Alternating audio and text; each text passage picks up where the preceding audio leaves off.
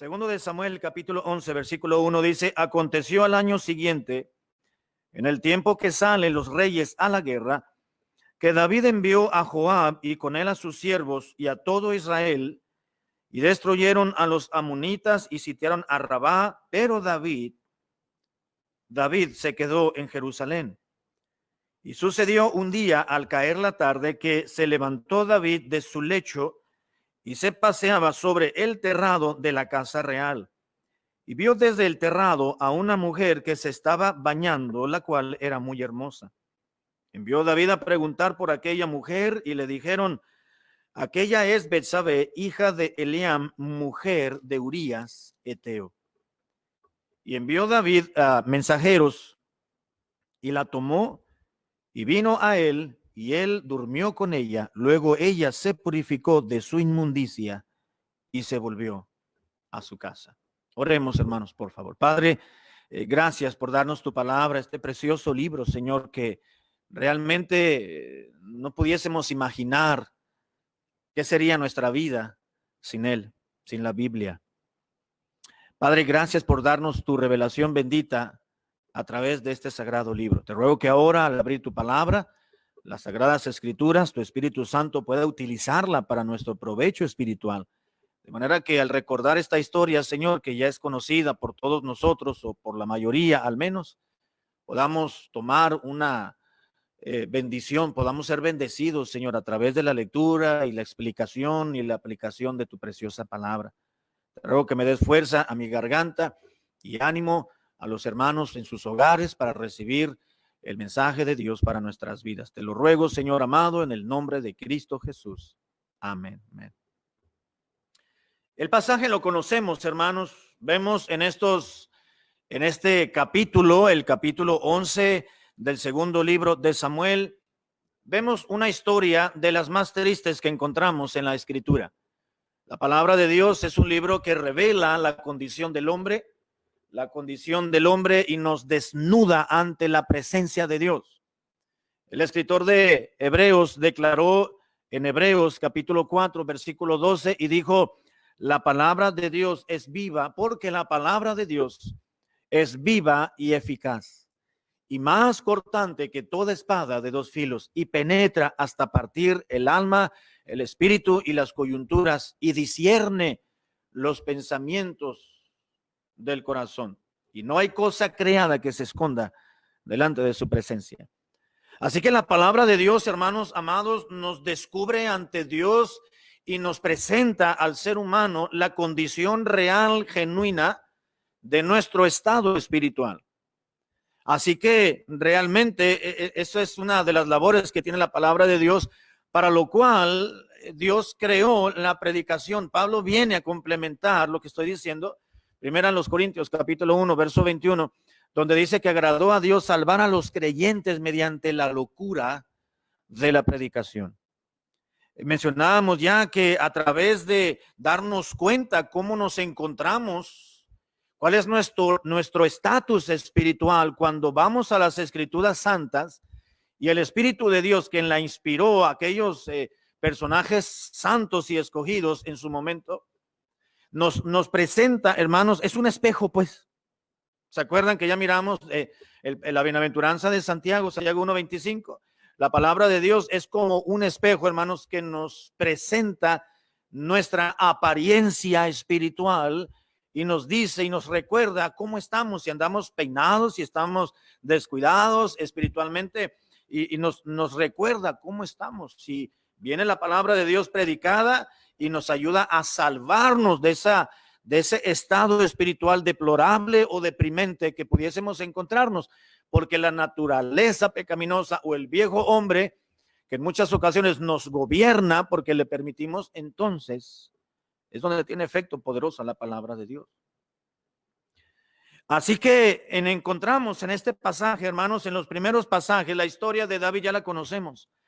Dice que cuando los reyes iban a la guerra, David, por algún motivo, por alguna razón, y voy a decirlo providencial, porque no hay nada que se esconda al cuidado y a los preceptos y a la soberanía y a la presencia de Dios. Dios sabía Y Dios permitió, y Dios declaró, o más que declarar, Dios permitió que David se quedara por alguna razón. Así que dice la Biblia que en el momento en que los reyes iban a la guerra, a la batalla, junto con sus ejércitos, David decidió por algún motivo quedarse en el palacio real. Y pues no había mucho que hacer, seguramente se habrá sentido como en cuarentena, probablemente, ¿verdad? Medio encerrado ahí debajo de las cuatro paredes, entre cuatro paredes, debajo del techo. El ejército se iba, estaba esperando mensajeros para que le diesen noticias de cómo iba avanzando la guerra, cuántas bajas, anhelando que no hubiese tantas bajas en el ejército de los escuadrones del pueblo de Israel. Así que pues estaba ahí, pero ya se había enfadado, se fue a acostar. Y luego nos dice la palabra del Señor, y sucedió un día que al caer la tarde, se levantó David de su lecho, estaba acostado, era la tarde, no tenía mucho que hacer según él, así que dijo, a ver qué hago, y se levantó, ya había descansado, había dormido, probablemente ya había comido, y había estado en su siesta, no lo sé, pero estaba en su lecho, y se levantó y dijo, ¿qué hago? Así que se levantó y comenzó a caminar, dice la Biblia, se levantó un día al caer la tarde, dice, de su lecho y se paseaba sobre el terrado de la casa real. Y cosa curiosa, hermanos, pero como era un hombre tan ocupado cuando iba a la guerra y en esta ocasión decidió quedarse, pues de repente ya no tenía mucho que hacer allí y no había notado que tenían unos vecinos, un matrimonio, una parejita joven. El esposo de la vecina, hermano, resulta que era uno de los 70 valientes del rey, nos dice la escritura. Dice que salió al terrado y comenzó a estirarse un poco, ¿verdad? A mirar para todos lados, mirar, quizá pensando, voy a quedarme aquí un rato a ver cómo la puesta del sol. De repente dice que salió una mujer por allí de la vecina y él comenzó a ver desde arriba y esa mujer se empezó a bañar ahí fuera de su casa, en el patio, y David la vio, la codició, vio la lascivia de David afloró y le preguntó, ¿y quién es esa mujer? ¿Quién? ¿Por qué no nos dicen que, por qué no conozco a los vecinos? Dijo David. ¿Por qué no me habían dicho que a quién tenemos de vecinos? Y bueno, pues esa mujer, ¿verdad? Se llama Betsabé, es hija de Eliam, y por si fuera poco, rey, es esposa de Urías. ¿Te suena el nombre? Creo que sí, dijo David. Es uno de los de la guardia personal del rey, no de los valientes. Urías, hermanos, el esposo de Betsabé, estaba en la guerra. Era un hombre valiente, era un hombre que daba su vida por el pueblo de Dios, por el rey mismo, por Dios mismo. Así que era momento de ir a luchar, de proteger la herencia que Dios les había provisto, la heredad que Dios les había dado, la tierra que fluye leche y miel. Así que Urías, Eteo, estuvo dispuesto a combatir contra el enemigo. A él tenía miedo, pero era mayor el valor que tenía y la convicción. Así que ellos hacía que se sobrepusiera al temor y a la inseguridad, y él daba su propia vida. Así que fue a la guerra y dijo David, pues Urías no está. Las últimas noticias que me trajeron, pues es que todavía la batalla estaba, aún todavía no arreciaba, así que esto va para largo. Le dijo al mensajero, mira, no digas nada, pero ve con la vecina y quiero que la traigas. Ok, no preguntes nada, ve y me la traes. La mandó llamar, vino, dice la Biblia. Y dice la palabra del Señor que David se acostó con ella después de que pasó el tiempo, entonces la despidió, le dijo, Dios te bendiga, regresa a tu casa porque allá es donde debes de estar. En los primeros versículos del capítulo, hermano, 11, en el versículo 1 al 3, el escritor de este pasaje nos pone de relieve, hermanos, el pecado de David, la lascivia. Vio, codició en el versículo 4 y en el versículo 5, nos dice la palabra de Dios, y envió David mensajeros y la tomó, y vino a él ella y durmió con ella. Luego ella se purificó de su inmundicia y se volvió a su casa. Y concibió la mujer y envió a hacerlo saber a David diciendo, estoy encinta. Pasó algún tiempecito, ¿verdad? Y ella no se sentía bien y se hizo la prueba de embarazo, yo no sé, de alguna forma en aquel entonces, y le mandó decir a David, David, fíjate, oh rey, que estoy encinta, estoy embarazada. Esto nos recuerda, hermano, las palabras que dice la Biblia en Santiago capítulo 1, versículo 13, donde nos dice, cuando alguno es tentado, no diga que es tentado de parte de Dios, porque Dios no puede ser tentado por el mal, ni él tienta a nadie, sino que cada uno es tentado cuando de su propia concupiscencia es atraído y es seducido. Entonces la concupiscencia, después que ha concebido, da a luz el pecado, y el pecado, siendo consumado, da a luz la muerte. Nos dice la palabra de Dios que David fue un hombre fuerte, un hombre duro, un hombre de convicciones, pero cuando se trataba en muchas ocasiones de un pecado como tal, pues cedió. La concupiscencia, la lascivia, fue algo que Dios dice: a mí no me culpes, a mí no me culpes, es tu carne, es tu debilidad, es la concupiscencia. Así que tú diste a luz el pecado en tu corazón, y este te llevó hasta el punto en el cual el pecado quiere que nosotros estemos. En el versículo 6 al versículo 17, hermano, pasaje muy largo, no lo voy a leer, encontramos el encubrimiento de David. La historia nos dice que cuando David se enteró por boca propiamente de Betsabé, dijo: ¿cómo le hacemos para encubrir esta calamidad? Esta mujer, Betsabé, mi vecina, pensó David, pues es una mujer casada con marido, así que pues resultó embarazada. ¿Qué hago? Y comenzó a planear, y dijo: ya sé, voy a mandar traer a su esposo. Así que le mandó traer a la guerra, mandó una carta, mandó un mensajero, me parece que era Joab o Abner, no recuerdo bien. Lo mandó traer, que se viniera rápido, que era urgente. Llegó. La idea de David era que Urías iba a venir de la batalla después de muchas semanas, iba a estar con su esposa cuando llegara en casa, y así iba a tratar de encubrir el embarazo para que Urías pensara que el embarazo era de él y no de otra persona. Pero resulta que Urías vino y no se fue a casa, se quedó ahí en el palacio, en la ciudad santa. Dijo: ¿cómo me voy a ir a mi casa con mi mujer y tener placer cuando el resto de mis amigos, los combatientes, pues estén en la lucha? No es justo que yo esté aquí. Así que David dijo: no, es que tienes que irte. Le mandaron mensajeros y dijo: bueno, vamos a hacer una cosa. Está bien, Urías, no te preocupes, regrésate a la batalla. Y le dio una carta, dijo: se la das al comandante del ejército. Cuando llegó, le dijo: mira, en la carta, ponme a Urías en lo más fuerte de la batalla.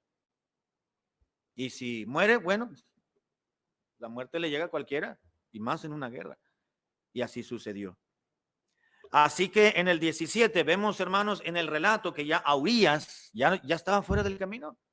Versículo 17 dice: y saliendo luego de los de la ciudad, pelearon contra Joab, y cayeron algunos del ejército de los siervos de David, y murió también con aquellos siervos Urías Eteo. Urías, hermanos, era un hombre que daba su propia vida por el rey, y el rey no apreció lo que tenía en Urías. Así que vemos el relato, el desarrollo de la historia. Pero vemos algo también muy importante para entrar en la aplicación, hermano. Vemos que aparentemente nadie sabía de esta situación del embarazo de Betsabé. Solamente 3 personas: David, Betsabé y aquel mensajero, probablemente. Y si añadimos a alguien más, pues Dios. Porque no hay nada que se le esconda ante la presencia de Dios y ante la presciencia de Dios. Dice el versículo 27. Pasado el luto, envió David y la trajo a su casa, y fue ella su mujer, que finalmente era lo que David quería, y le dio a luz un hijo. Mas esto que David había hecho fue obviamente desagradable ante los ojos ¿de quién, hermanos? De Jehová. Lo que David hizo, haber codiciado a una mujer que no era su propia esposa, haberla mandado traer, haber cometido adulterio, habían regresado, luego la regresó a su casa como si nada hubiera sucedido. Posteriormente salió embarazada, se lo hicieron saber, tramó cómo quitarle la vida al esposo, y así que maquinó la muerte de una persona. Fue el autor intelectual de la muerte de Urías. A David no le importó que Urías era un hombre, era su siervo, era su sirviente, era un hombre valeroso, que daba su propia vida por el mismo rey. Dijo David, no me importa, a mí me importa nada más encubrir este asunto, no importa quién tenga que caer, caiga el que deba de caer, pero que no sea yo, dijo David. Así que es una historia triste porque vemos a un hombre de Dios, hermanos, un gran hombre, un gran siervo de Dios, aquel que la Biblia nos habla de grandes proezas y grandes hazañas que hizo para glorificar a Dios y honrar al pueblo de Dios también, pero no deja la palabra de Dios de expresarnos y declarar sus grandes aciertos, pero también sus grandes pecados. Si hay algo en la palabra de Dios, hermanos, que debemos de admirar en la Escritura Santa, es que Dios no trata de esconder los pecados de aquellos grandes hombres, pero cuando estos se arrepienten, Dios los perdona y Dios no les vuelve a reclamar nada. Así que en 2 de Samuel, capítulo 12, versículo 1, hermanos, vemos que Dios toma acción. Dios dejó que la concupiscencia, la lascivia y el pecado de David corriera y fluyera conforme David hubiese querido que fuera. Pero en el versículo 1 del capítulo 12, 2 de Samuel 12:1, nos dice la escritura, Jehová envió a Natán a David, y viniendo a él le dijo, había dos hombres en una ciudad, el uno era rico y el otro era pobre. Se refería a David, el rico, y el pobre era Urías. El rico tenía numerosas ovejas y vacas, es decir, el rey era rico y tenía muchas concubinas, pero el pobre no tenía más que una sola corderita, se refiere a su mujer, a Betsabé, que él había comprado y criado. Esto no quiere decir que es una parábola, es una ilustración, es una comparación. Tampoco está diciendo que las mujeres pertenecen al reino animal, no está diciendo eso el profeta de parte de esta, es una ilustración, una parábola, una comparación para que entendiese David el hecho de su propio pecado. Dice, pero la había comprado y la había criado, dice, y había crecido con él y con sus hijos juntamente, comiendo de su bocado y bebiendo de su vaso y durmiendo en su seno, dice, y la tenía como a una hija. Pero vino uno de camino al hombre rico, y este no quiso tomar de sus ovejas y de sus vacas para guisar para el caminante que había venido a él, sino que tomó la oveja de aquel hombre y la preparó para aquel que había venido a él. Versículo 5. Entonces se encendió el furor de David en gran manera contra este hombre, el hombre de la parábola, el hombre rico, ventajoso. Y dijo a Natán, vive Jehová, que el que tal hizo es digno de muerte y debe pagar la cordera con 4 tantos. ¿Por qué con 4 tantos? Porque la ley de Moisés decía que aquella persona que se robaba, en este caso una corderita, debería de regresarla, y debería de regresarla con una cuarta parte más de lo que se robaba, de lo que había extraído ajeno. Y David dijo, no, tiene que regresarla 4 veces más. Versículo 6, y este debe pagar la cordera 4 tantos porque hizo tal cosa y no tuvo misericordia de él.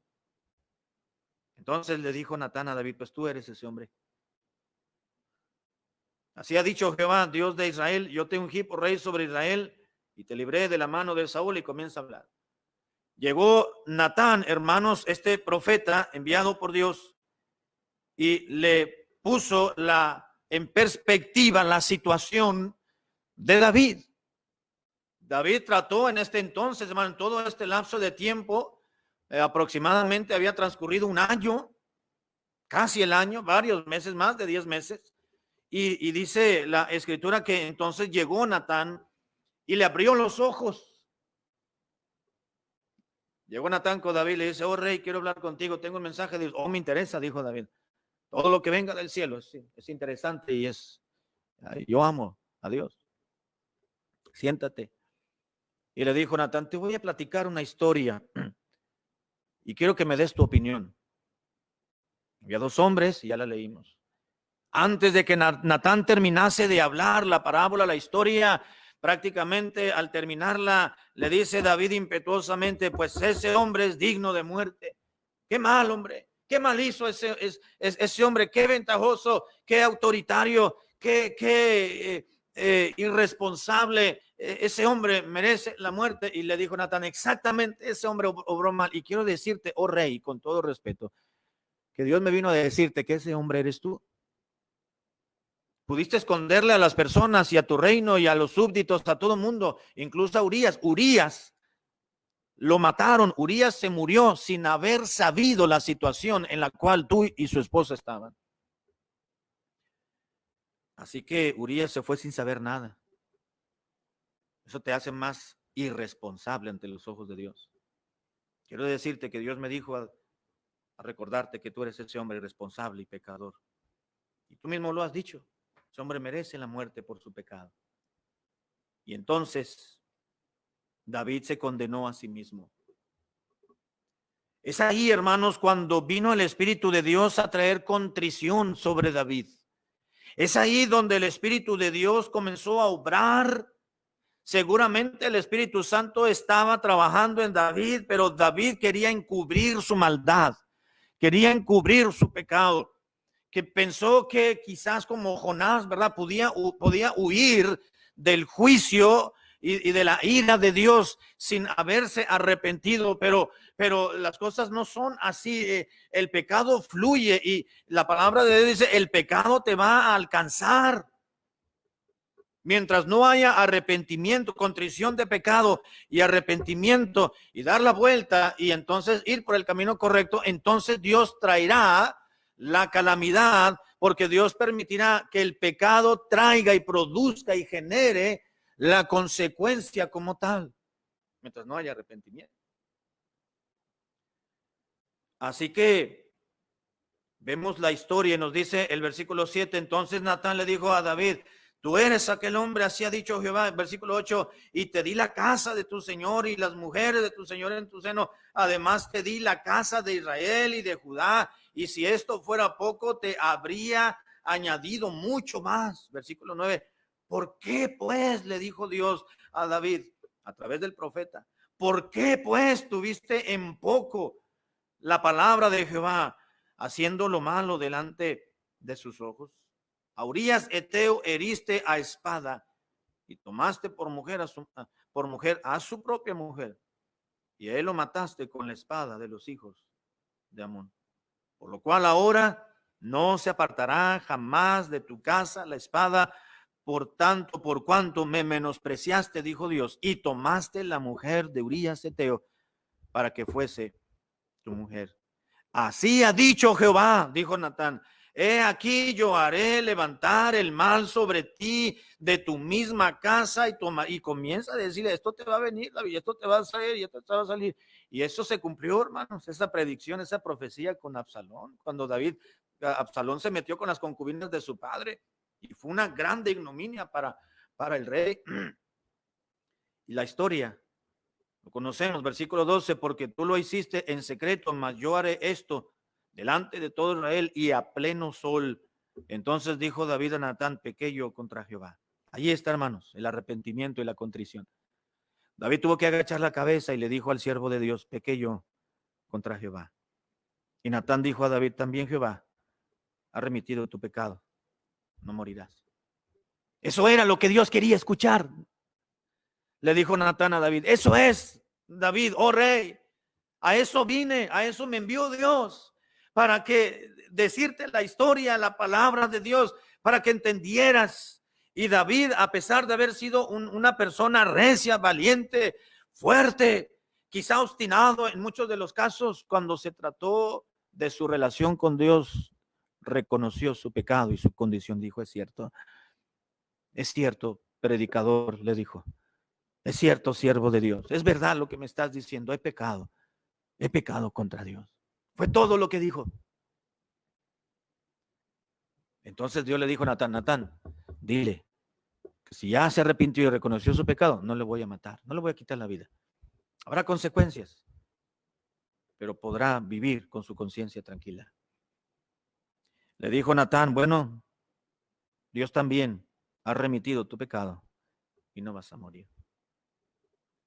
Qué triste historia. Pero qué maravilloso, hermanos, es el perdón de Dios cuando una persona se arrepiente. Podemos planificar, hacer lo malo, planear, buscar la manera de encubrir nuestros pecados o nuestro pecado. Y hay personas que lo hacen muy bien, que nadie se entere, pero finalmente, hermanos, Dios lo está viendo todo desde los cielos. En el Salmo número 69 nos dice la palabra de Dios así. Salmo 69:5 dice la escritura lo siguiente. Salmos 69:5: Dios, tú conoces mi insensatez y mis pecados no te son ocultos. Mira, hermano, podemos escondernos, podemos tratar de encubrir todo aquello que sabemos que no es correcto ante los ojos de Dios, pero ante Dios, hermano, no hay nada que se esconda. Mucho menos reconoció el salmista, que lo escribió David en el versículo 5: tú conoces mi insensatez, no solamente conoces mis pecados y no te son ocultos, además conoces mi corazón, que soy un insensato, soy un terco, soy un necio, soy un pecador, soy un obstinado. Soy un falto de entendimiento, soy un ignorante, soy un miserable, decía Pablo, miserable de mí. ¿Quién me podrá librar de este maldito cuerpo que me hace pecar? Dijo David. Lo importante, hermanos, es no pecar, pero como somos mortales, vamos a caer en pecado. Lo importante es librarnos del pecado, pero cuando caemos, lo trascendente y lo que trae gloria a Dios, hermanos, es el arrepentimiento, la contrición y la renovación de nuestra mentalidad y nuestro corazón, que solamente lo puede hacer Dios, pero Dios espera que nosotros reconozcamos.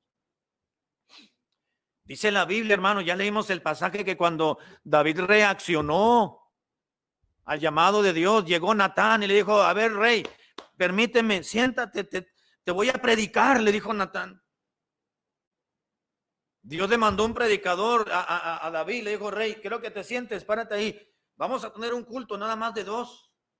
Tú eres el congregante, yo soy el predicador, el pastor, y te voy a predicar. Y le empezó a contar la parábola, y finalmente David tuvo que arrodillarse sin hacer invitación. Natán fue la reacción natural de David, porque el Espíritu de Dios le había traído contrición de pecado, convicción de pecado. Dice la Escritura que el Espíritu Santo, hermanos, nos redarguye y nos convence de pecado, de justicia y de juicio. Eso fue lo que hizo el Espíritu de Dios en David. Y David se arrodilló, le pidió perdón a Dios. Y seguramente se puso a llorar, postrado en tierra. Y me imagino a David tirado, postrado sobre la tierra, sobre el suelo, llorando, clamando al Señor por perdón, como lo dice el Salmo 51. Ten piedad de mí, oh Dios, conforme a tu misericordia.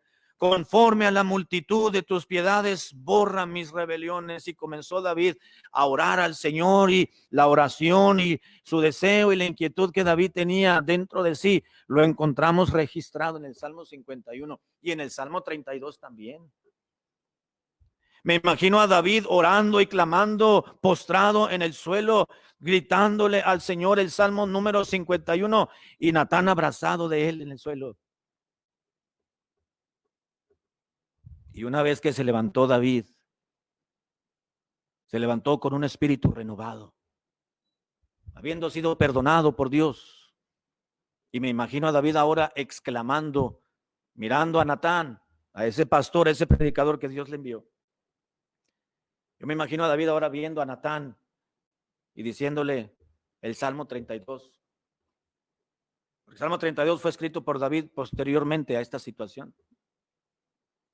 Después de que David reconoció y le dijo: límpiame más y más de mi maldad, reconozco que he pecado contra ti solo he pecado, y renueva un espíritu recto dentro de mí. Comienza David a expresar en el Salmo 51, cuando se levantó de haber estado postrado clamándole al Señor, exclamó las palabras del Salmo 32, donde dice: bienaventurado aquel cuya transgresión ha sido perdonada y cubierto su pecado.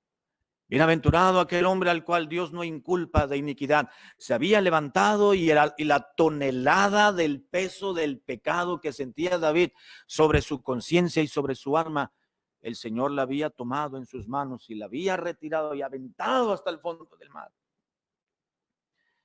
Y cuando David se levantó de su clamar a Dios, se sintió liberado. Dios perdona, hermanos.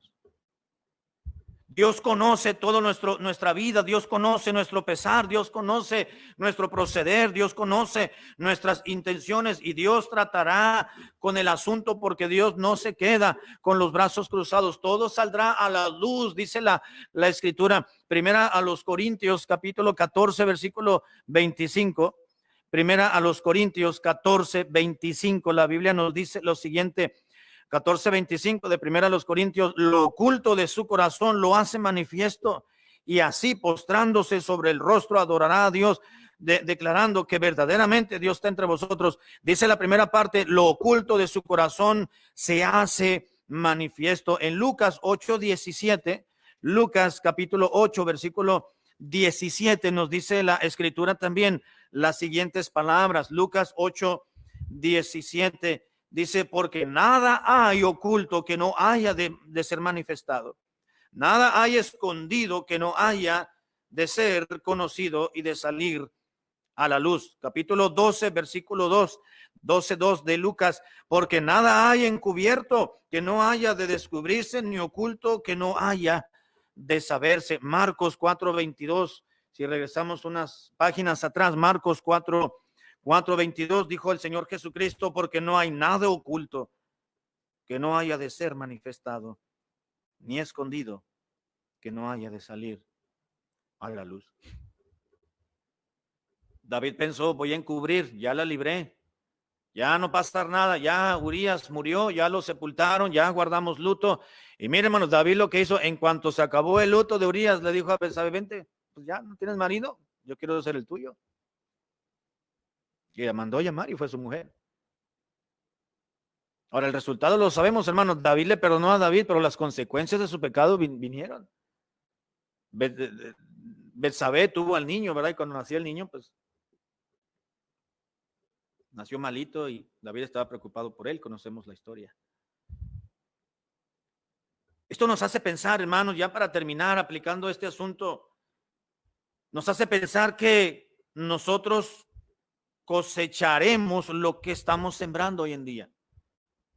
Todo lo que el hombre siembra, eso va a recoger. Gálatas capítulo 6, versículo 7 nos dice la Escritura así. Gálatas 6:7 dice en la Biblia lo siguiente: no os engañéis, dijo Pablo, Dios no puede ser burlado por nadie, pues todo lo que el hombre sembrare, eso también segará. Todo lo que el hombre siembra va a levantar. Dice Pablo, si tú actúas de cierta manera, Dios te lo va a remunerar de esa misma manera. Si haces mal, vas a recibir mal. Si haces bien, vas a cosechar el bien. Si tú pecas, pues el pecado te va a alcanzar y va a traer consecuencias, al menos que haya un arrepentimiento de por medio, pero las consecuencias ahí van a estar. Proverbios 22:8, hermanos, nos dice también lo siguiente, Salomón hablando lo siguiente. Proverbios 22:8 dice, el que sembrare iniquidad segará, y la vara de su insolencia se quebrará. Lo que encontramos, hermanos, en la Escritura es una historia muy triste. Pero a pesar de ello, hermanos, David se arrepintió y Dios le perdonó. Y Dios lo restauró. ¿Sabe que si David hubiera vivido nuestro tiempo, hermanos, los bautistas fundamentales lo hubieran expulsado de la iglesia? Lo hubieran corrido. Le hubieran dicho, hermano David, afuera dice Iglesia Bautista Fundamental, Independiente, y todos los adjetivos que le ponen ahora en día muchos pastores. Y le hubieran dicho, ni te vuelvas a parar aquí. Vete, inmundo. Búscate otro lugar, otra iglesia donde te reciban. Vete a una iglesia donde reciban a puro pecador adúltero. Aquí no puedes estar. Bola de fariseos.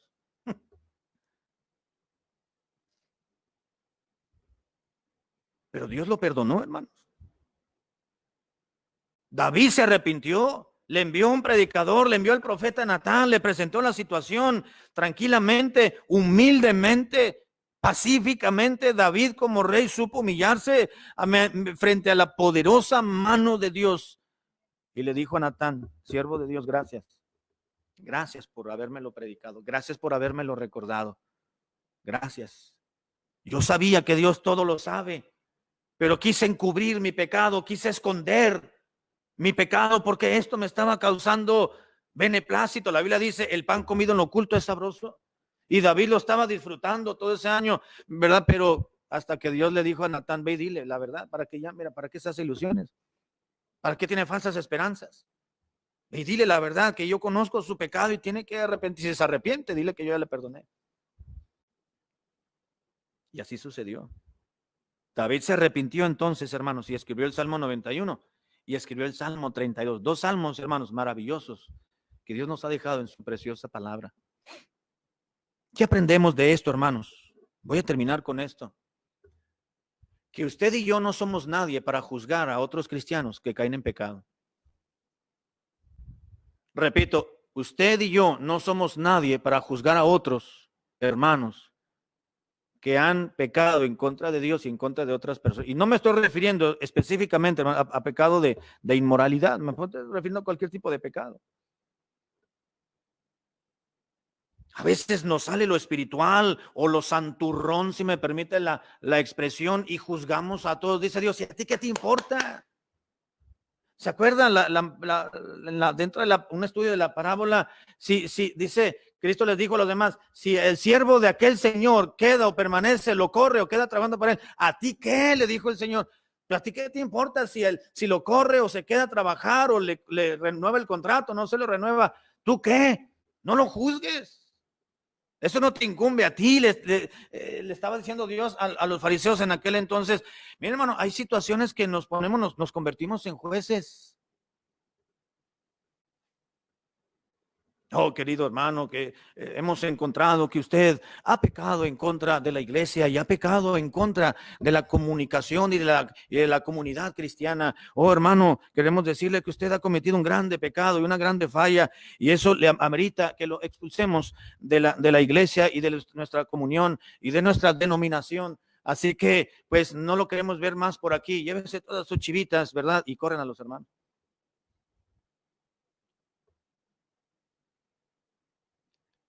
Nosotros tuvimos en la iglesia un hermano que tuvimos que disciplinarlo. La disciplina, hermanos, duele. A mí me dolió mucho haber disciplinado a un hermano en la iglesia y haberle dicho que se abstuviera de ir a los cultos. Era una familia, era la hermana, era su esposo y era su niño de 9, 10 años. El niño se absorbía todas las clases que mi esposa le daba y las hermanas en la escuela dominical. Cuando íbamos a trabajar al templo, hermano, él era el primero que estaba ahí, no tenía nada que hacer. Bueno, sí trabajaba, pero decía: hermanos, vénganse. Ahí estaba en la oración este hombre. No le puedo llamar hermano, pero yo pensaba que era hermano en aquel entonces.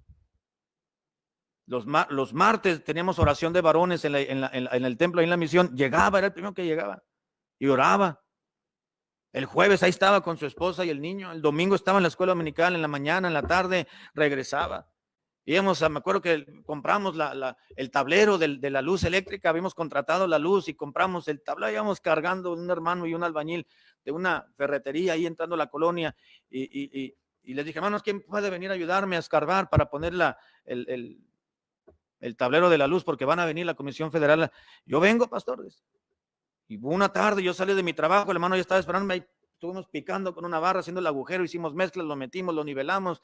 Al siguiente día llegó comisión, instaló la luz. Pero hubo situaciones, hermanos, en su vida de pecado, en su vida que no se quiso arrepentir. Ahí sí le vimos claramente muchas actitudes pecaminosas al hermano. Se las pasamos en un principio, no creímos que era verdad, pero analizando el asunto nos dimos cuenta que el hermano estaba robando muchas cosas del templo. Estaba viviendo en pecado, no en pecado de inmoralidad, pero se drogaba. Y nos dimos cuenta y entonces muchas otras cosas, muchas otras situaciones que ocurrieron. Entonces llamé al hermano, llamé a otro hermano que me era un fiel hermano, hondureño, hermano José Caballero. Digo, hermano, acompáñeme, por favor, que voy a hablar con este hombre y es medio violento y si se pone así, pues ahí usted va delante de mí. Hablamos, le digo, hermano, es que esta es su situación, ya hemos hablado con usted y ya hemos dicho, no se quiere corregir. Quiero pedirle, en el nombre del Señor, hermano, que se abstenga de venir a la iglesia para que usted se corrija. Yo le decía algunos versículos, no lo quiso oír, se violentó, se exasperó. Lo encontramos ahí en la calle, el hermano José y yo estábamos ahí hablándole, yo con la Biblia en la mano y él allí, total, que no quiso entender. Sin embargo, es fuerte y es doloroso, hermano, cuando se tiene que corregir, cuando se tiene que disciplinar a un hermano. David no tuvo una actitud arrogante como el hermano, este hombre que les platico, David, supo humillarse ante la poderosa mano de Dios. David reconoció su pecado, David supo reconocer su falla, su maldad, su naturaleza, su pecaminosidad y no se puso a reclamarle a Natán ni a todo el mundo. No, pues es que Betsabé también, ¿quién le manda a bañarse allá afuera? Uno es hombre, dijo un hermano. No, pues sí es hombre, pero pues también huye de la tentación. Si ya saben cómo soy, ¿para qué me provocan? Dijo otro. No. David no responsabilizó, no culpó, no comprometió a nadie más. Dijo, es verdad, yo he fallado. Se arrodilló, se tiró al suelo, se postró, comenzó a llorar y comenzó a exclamar su reconocimiento. Ten piedad, oh Dios de mí. Hermanos, si Dios perdona el pecado de alguien más, ¿quiénes somos usted y yo para señalar el pecado que Dios ya perdonó? Repito, ¿quiénes somos ustedes y yo para señalar y reprochar un pecado que alguien cometió en el pasado que Dios ya lo perdonó?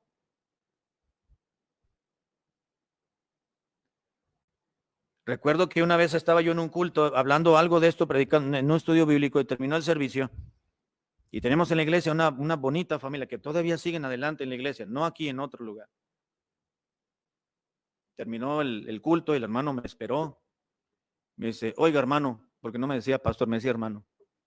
Oiga hermano, yo quiero decirle que el hermano fulano de tal con su esposa y sus niñas que vienen, no debería usted de tenerlos en la iglesia. Le digo, ¿por qué no, hermano? Pues mire, una bonita familia que vienen, apoyan, están creciendo las cosas de Dios. Ya presentamos a su niña. Van creciendo los hermanos, son muy integradores en la vida espiritual y crecimiento de la congregación. Apoyan. ¿Por qué dice usted que no debería de tenerlos? ¿Quién es usted para decir eso? No, pastor, no, hermano, dice, porque usted no conoce la historia del hermano. Mire, déjeme decirle algo. Conozco la historia del hermano que usted me está señalando y conozco parte de su propia historia. La suya, le dije, no la del hermano, la suya. La suya y la de él. Y me parece que usted no tiene ningún derecho de venirme a decir del hermano que no lo debo de tener en la iglesia, porque entonces en ese caso no debería tenerlos a ninguno de los dos. Ni a usted ni a ella. Entonces, perdón, hermano, con todo respeto, lo que usted se merece, el respeto por ser una persona mayor, pero no me puede decir algo en contra del hermano, lo que usted me quiere decir, porque yo conozco la historia del hermano. El hermano ya se arrepintió, el hermano ya corrigió su vida. Si lo hubiera corregido, no estuviera viviendo con esa hermana. El hermano está casado, está bien. Dios lo perdonó. Tienen dos pequeñitas, dos niñas que van creciendo. ¿Quiénes somos? Si Dios lo perdonó, hermanos, y Dios ya lo recibió, ¿quiénes somos nosotros para juzgar la vida? El pecado, que no es un pecado oculto, es un pecado que Dios lo sabe. Dios le envió un Natán en su momento. El hermano reconoció, se arrodilló, le pidió perdón al Señor, conoció a esa hermana, se casó, tuvieron niños. ¿Quiénes somos nosotros para juzgar, señalar el pecado de él? Pues es que está mal. Miren, hermano, la Biblia dice que el que piensa estar firme, mire que no caiga. Abusado, hermano, porque usted está poniéndose así de duro. El diablo va a venir, lo va a zarandear y puede ser que usted caiga en lo mismo que el hermano cayó. Y entonces usted va a esperar y anhelar que no lo juzguen como está juzgando ese hermano. Nos convertimos en jueces, hermano, ¿sí o no? No juzguéis para que no seáis juzgados. Creemos que los demás son más pecadores y pecaminosos que nosotros mismos y nos atrevemos a levantar un juicio muy grande y muy duro en contra de aquellos de los cuales deberíamos de estar clamándole al Señor, no juzgándolos, no criticándolos, no cerrándole las puertas, orando por ellos para que el Señor los guarde de que vuelvan a deslizarse en algún pecado, en cualquiera. Por amor a esos hermanos y por amor a uno mismo, porque uno está expuesto a la misma inclinación que cualquier otro tiene. Todos tenemos la misma naturaleza pecaminosa, hermanos, de que de cualquier otra tenemos lo mismo. Estamos a expensas de lo mismo. No podemos juzgar ni criticar a los demás. Deberíamos estar encargados de nuestra propia vida. Hermano, vea por su esposa usted. Vea por su esposo, hermana. Ve a estar mirando la vida de los demás y criticándola. Vea por la vida personal, la propia, su esposo, su esposa, sus hijos, tus padres. Y no andar velando por la vida de otros y enojándose con otros porque te juntaste con fulanito y no es mi amiga, era mi amiga, ya no la quiero ahora porque ya me di cuenta de aquella falta que cometió y ya no le hablo. Si tú le hablas, ya no me... No. Eso no habla de un cristiano maduro.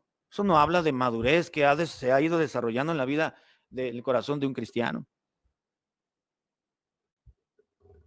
Tampoco Natán vino y le cuchilló a David. Eres un pecador maldito, te vas a ir al infierno derechito y eso lo mereces, David. Oh, rey, yo soy profeta, yo soy siervo de Dios, tengo el derecho de decirte todo lo que te...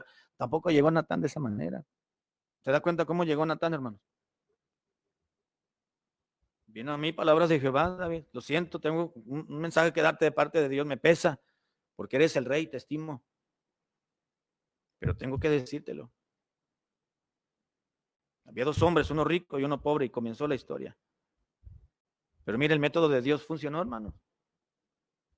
El método de Dios funcionó. Al punto que voy, hermanos amados, para terminar, es que lo ideal es que no caigamos en pecado, pero somos pecadores. Y cuando caigamos en pecado y nos deslicemos, debemos de ir en confesión y arrepentimiento al Señor para corregir nuestra vida y seguir adelante. 7 veces cae el justo, pero las veces que caiga, Dios le vuelve a levantar y le vuelve a socorrer, hermano. Dice en la Biblia. Por un lado, por otro lado, no juzgue, hermano, porque mire, si usted es el que cayera en pecado, usted le iba a desear dentro de su corazón que todas las personas, no, que nadie lo viera con malos ojos, que no lo señalaran, que no lo juzgaran. Así que no haga, aplique la regla de oro. No haga con otros lo que no, que le hagan a usted, lo que no desea que le hagan a usted. Lo que quiera o la manera que usted quiera que le traten, pues trate a los demás. Trate a los demás. Si usted no le hablan bien a alguien, es porque usted no le habla bien a esa persona. Usted no recibe amor y afecto de alguien, es porque usted no le está manifestando amor ni afecto a aquella persona. Todo se devuelve en esta vida, hermano. Todo se devuelve, tarde o temprano. Juicio sin misericordia se hará con aquel que juzgue sin misericordia a los demás. Somos tan duros. Somos tan duros para exigir el pecado de otros, para señalar las faltas de otros, pero no estamos dispuestos a tener un corazón como el de David. ¿Sabe que David constantemente se purificaba ante Dios de manera espiritual? Se confesaba ante el Señor. De manera tal que David escribió por lo menos un par de salmos, le dijo: Señor, ven y examíname para ver cómo ando, porque de acuerdo a mi evaluación que me acabo de hacer, una autoevaluación, yo ando más o menos bien, a comparado como andaba unos añitos atrás. Ven y examíname mi corazón y ve y pruébame, le dijo, y ve si hay camino de perversidad, no, y si hay algo malo en mí, házmelo saber, yo lo corrijo y marco raya y doy, rectifico y voy adelante, pero yo ya me evalué a mí mismo y parece que ando muy bien, Señor, de acuerdo a mi criterio, a como estaba antes. Él no se ponía a señalar a los demás, maldito Goliat, de eso merecía el mugre gigante, y por eso le cortaron. David no se puso en ese plan.